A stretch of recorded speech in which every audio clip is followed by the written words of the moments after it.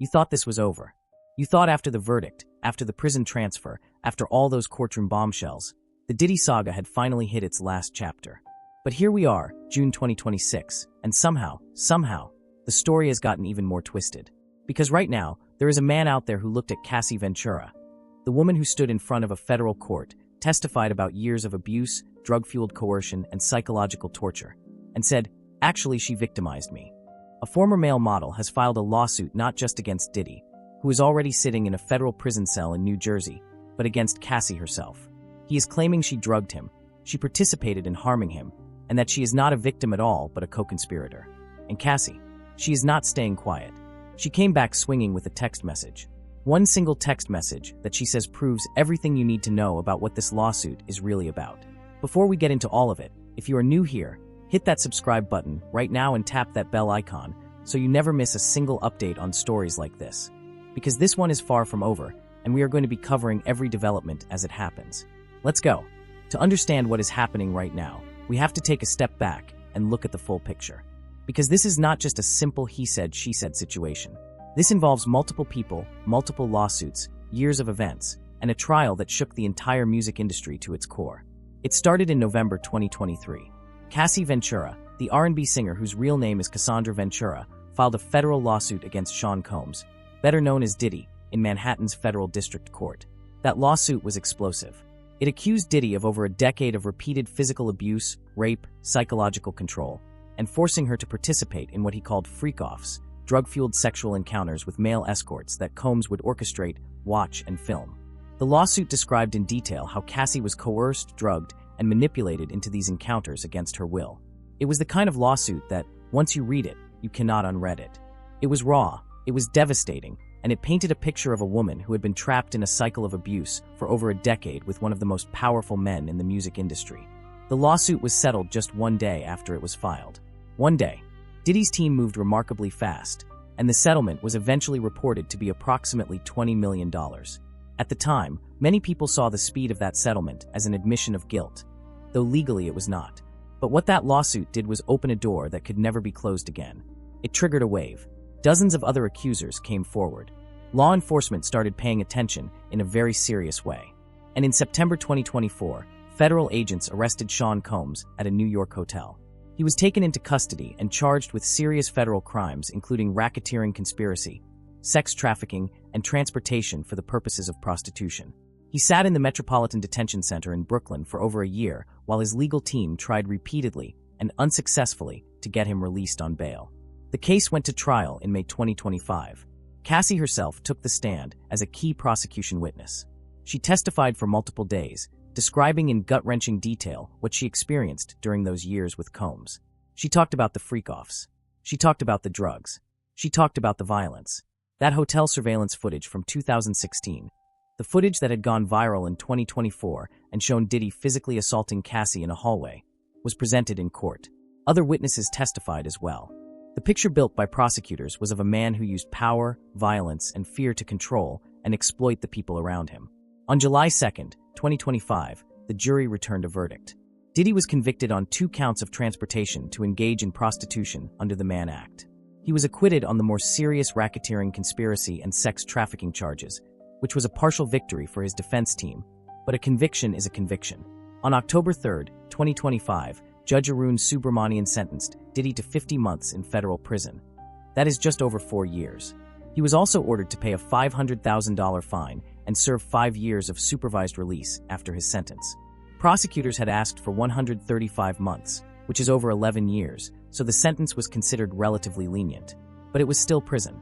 The projected release date, according to the Federal Bureau of Prisons, is May 8, 2028.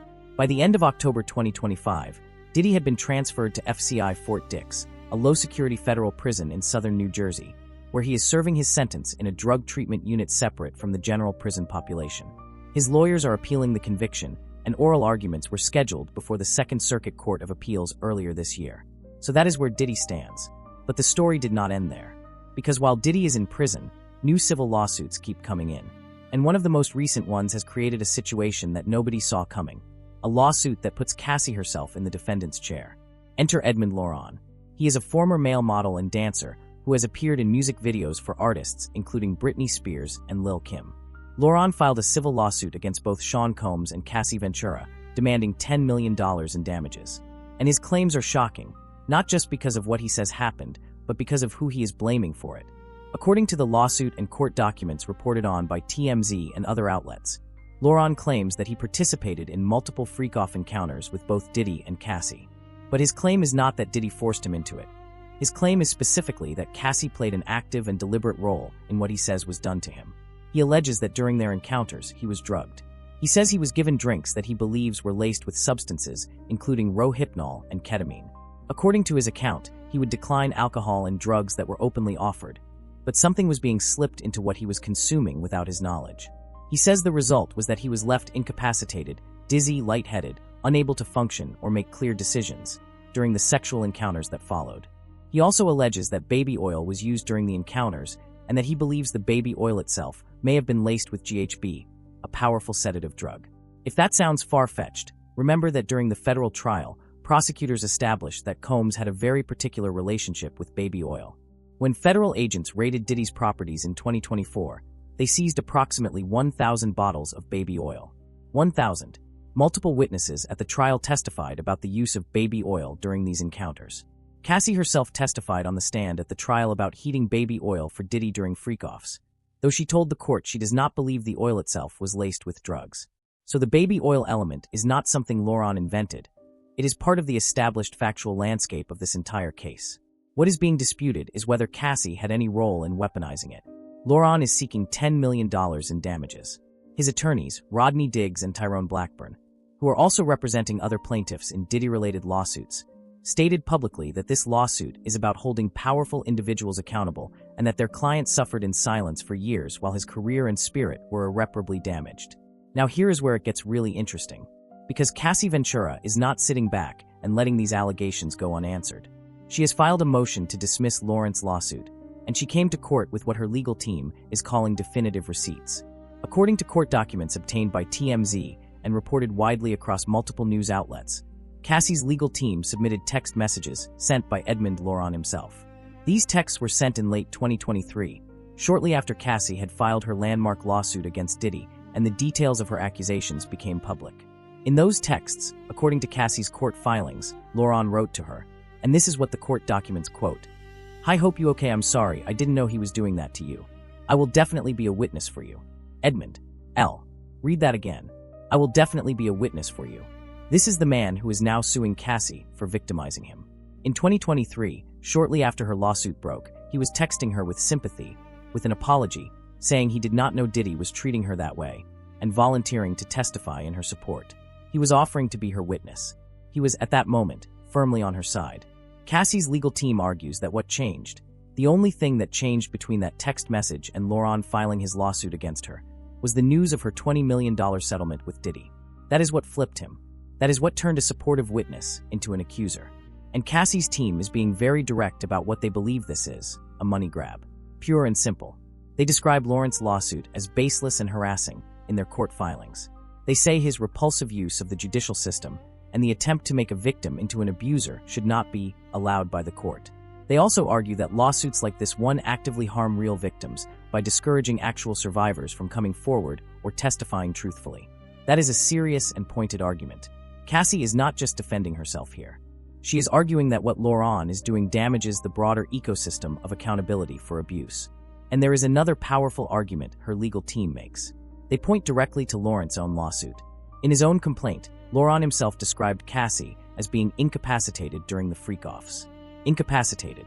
If Cassie was drugged and incapacitated during these encounters, as Laurent himself wrote in his own legal filing, then how was she orchestrating, coordinating, and deliberately victimizing him at the same time? Cassie's position is, I was a victim of Diddy. Maybe Laurent was also a victim of Diddy. But that does not make me responsible for what Diddy did. She is not the one who held power in those rooms. She is not the one who ran those operations. She was another person being controlled and exploited by the same man who is now sitting in a federal prison in New Jersey. Now there is also a second plaintiff in a separate but related situation that adds more context to this story. There is another man named Clayton Howard, a former male escort, who also filed a lawsuit against both Diddy and Cassie in California federal court in June 2025. Howard's claims go even further. He accuses Cassie of being not just a participant, but an active co-conspirator in the freak-off operations. He even wrote a book making these accusations. He calls into question whether Cassie's status as a domestic violence survivor gives her any protection from accountability. Cassie's legal team filed a motion to dismiss his lawsuit as well. These back-to-back lawsuits from men who participated in freak-offs and are now targeting Cassie represent a very specific and very deliberate legal strategy, one that her team is characterizing as an attempt to flip the victim narrative and cash in on her settlement money. The fact that both Laurent and Howard waited until after Cassie's settlement became public knowledge to file their claims is something her legal team is highlighting in court. The timing, they argue, speaks for itself. So where does all of this leave us right now? Let us recap exactly where everything stands as of early June 2026. Diddy is in prison. He is at FCI Fort Dix in New Jersey, serving a 50-month sentence, with a projected release date of May 2028. His legal team is appealing the conviction, arguing among other things that the sentence was excessive. The appeal is working through the courts. He also reportedly asked former President Donald Trump for a pardon, though no decision on that has been publicly announced. He continues to face additional civil lawsuits from multiple accusers. According to reporting from USA Herald, Los Angeles prosecutors are also actively reviewing potential new criminal sexual battery charges against Combs, meaning his legal exposure may not be finished even with the current conviction. Cassie is defending herself in court against Laurent's lawsuit.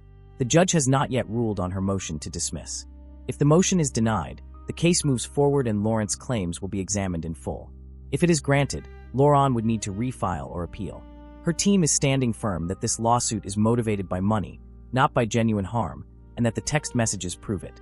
Laurent's case against Diddy is also still pending. Diddy's legal team has raised arguments around statute of limitations and has pointed to what they call vague and imprecise timing in Laurent's complaint about when these encounters allegedly took place. Those arguments are being considered by the court, and sitting over all of it is the larger cultural reckoning that this entire saga has forced. The Diddy case broke open questions that the music industry and entertainment world had been avoiding for years. Questions about power, about who gets believed, about how abusers hide in plain sight. And now those same questions are being applied in a different direction. When accusers themselves become accused, how do courts and the public sort out what is genuine and what is opportunism? This is not a simple story. It never was. On one side, you have a woman who sat in a federal courtroom and testified about years of trauma, who filed a lawsuit that helped trigger one of the biggest criminal cases in the history of the music industry, who had the hotel hallway footage shown to a jury, and who is now being accused in civil court by a man who once texted her his support. On the other side, you have a man who says he suffered real harm during encounters that nobody disputes were harmful. The only question is who bears responsibility. The courts are going to have to figure this out. Judges will look at the evidence, the timing, the text messages, the allegations, and the legal standards for what constitutes liability. But in the court of public opinion, that text message is doing a lot of heavy lifting for Cassie right now. I will definitely be a witness for you. Those 7 words are hard to explain away, and they are going to be very difficult for Laurent's legal team to address. What we know for certain is this: Diddy is in prison. His empire has collapsed. The trial exposed things that many people suspected for years, but had never seen laid out in a courtroom under oath.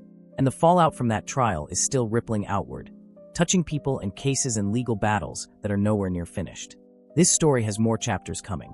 New charges may be filed in Los Angeles. The appeal may change the landscape.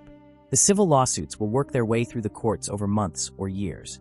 And through all of it, Cassie Ventura, the woman whose 2023 lawsuit set this entire cascade in motion, is still fighting. We will keep following every development on this as it happens. If this video helped you understand the full picture of what is going on, please give it a thumbs up. It genuinely helps this channel reach more people who want real, in-depth coverage of these stories. And if you have not already, subscribe right now and hit that bell icon so you get notified the moment we post new updates. Because this story is not done, and neither are we. Thank you for watching.